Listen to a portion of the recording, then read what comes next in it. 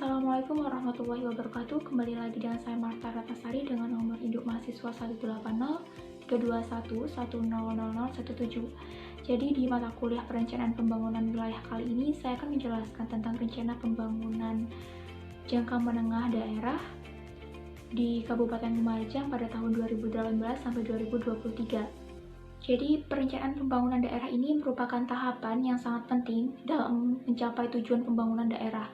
Perencanaan pembangunan daerah menjadi tahap awal sebagai penentu ketercapaian tujuan pembangunan dari daerah tersebut. Perencanaan pembangunan yang tepat akan memberikan pedoman bagi pencapaian pembangunan daerah secara efektif dan efisien.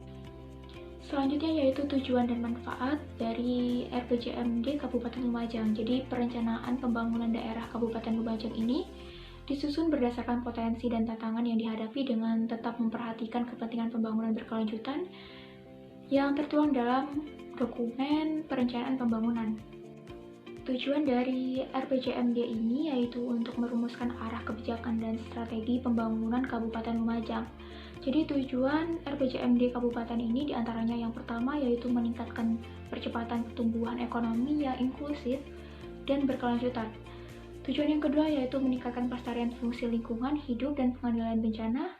Yang ketiga yaitu meningkatkan kualitas sumber daya manusia serta pemerataan dan perluasan akses kebutuhan dasar dari masyarakat.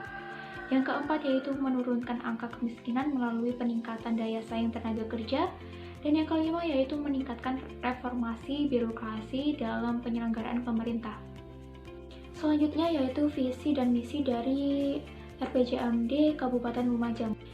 Berikut merupakan visi dari RPJMD Kabupaten Lumajang yaitu berbunyi terwujudnya masyarakat Lumajang yang berdaya saing, makmur, dan bermartabat. Dari dapat dijelaskan dengan memperhatikan visi dan perubahan paradigma serta kondisi yang akan dihadapi pada masa yang akan datang, maka diharapkan Kabupaten Lumajang ini dapat lebih berperan dalam perubahan yang terjadi di lingkup regional, nasional, maupun lingkup global.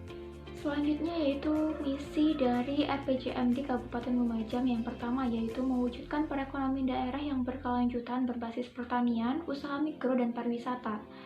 Misi ini bermakna bahwa pemerintah dan masyarakat bersama-sama meningkatkan perekonomian daerah melalui pengembangan pertanian, usaha mikro, serta pariwisata. Misi kedua yaitu pemenuhan kebutuhan dasar untuk mewujudkan masyarakat yang lebih sejahtera dan mandiri. Hal ini bermakna bahwa pemerintah dan masyarakat berusaha untuk meningkatkan kesejahteraan dan kemandiriannya melalui pemenuhan 6 kebutuhan wajib dasar yaitu pendidikan, kesehatan, ketersediaan pangan, permukiman, perlindungan masyarakat, dan sosial. Misi ketiga yaitu reformasi birokrasi yang efektif, profesional, akuntabel, dan transparan untuk mewujudkan pemerintahan yang baik dan bersih, yang berbasis teknologi informasi. Hal ini bermaksud bahwa pemerintah Kabupaten Lumajang ini berupaya untuk meningkatkan penyelenggaraan tata kelola pemerintahannya yang baik, benar, dan bersih yang didukung dengan adanya teknologi informasi. Selanjutnya yaitu permasalahan atau isu strategis dari RPJMD Kabupaten Lumajang. Permasalahan atau isu strategis RPJMD Kabupaten Lumajang ini diantaranya yang pertama yaitu rendahnya persentase pertumbuhan sektor unggulan dari terjadinya alih fungsi lingkungan yang menyebabkan tingginya risiko bencana. Yang kedua yaitu rendahnya pemenuhan kebutuhan dasar masyarakat untuk mewujudkan peningkatan kesejahteraan dan angka kemiskinan yang masih perlu diturunkan. Yang ketiga yaitu belum optimalnya penyelenggaraan reformasi birokrasi dan kapasitas aparatur daerah. Selanjutnya saya akan menjelaskan tentang prioritas dari RPJMD Kabupaten Lumajang periode 2018 sampai 2023. Berikut merupakan prioritas RPJMD pada Kabupaten Lumajang. Yang pertama yaitu pada tahun 2019, prioritas pembangunan Kabupaten Lumajang diarahkan untuk meningkatkan efektivitas pelayanan publik. Pada tahun 2020, prioritas pembangunan Kabupaten Lumajang diarahkan untuk pemenuhan dan penyediaan kebutuhan dasar. Pada tahun 2021, prioritas pembangunan Kabupaten Lumajang diarahkan untuk meningkatkan kreativitas dan inovasi masyarakat. Pada tahun 2022, prioritas pembangunan Kabupaten Lumajang ini diarahkan untuk mempercepat pertumbuhan ekonomi yang inklusif. Selanjutnya yaitu pada tahun 2023, prioritas pembangunan Kabupaten Lumajang diarahkan untuk mempercepat pembangunan yang berkelanjutan. Selanjutnya saya akan menjelaskan tentang gambaran umum perekonomian daerah atau perkembangan dari PDRB di Kabupaten Lumajang. Jadi secara umum pertumbuhan ekonomi Kabupaten Lumajang ini masih relatif lebih rendah dibandingkan dengan daerah-daerah di Jawa Timur secara keseluruhan.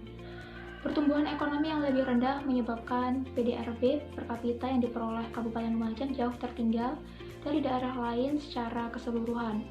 Pada sisi permintaan didominasi oleh pengeluaran rumah tangga, sedangkan pada sisi penawaran didominasi oleh 3 sektor, yaitu pertanian, industri pengolahan, dan perdagangan. Selanjutnya saya akan menjelaskan tentang pendekatan RPJMD Kabupaten Lumajang. Jadi pendekatan RPJMD Kabupaten Lumajang yang digunakan yaitu pendekatan partisipatif yang melibatkan pemerintah daerah bersama dengan para pemangku kepentingan berdasarkan peran dan kewenangan yang dimiliki dengan mempertimbangkan potensi dan tantangan yang dihadapi dan tetap memperhatikan kepentingan pembangunan berkelanjutan. Selanjutnya saya akan menjelaskan tentang indikator RPJMD dari Kabupaten Lumajang. Jadi indikator kinerja daerah secara teknis pada dasarnya dirumuskan dengan mengambil indikator dari program prioritas yang telah ditetapkan.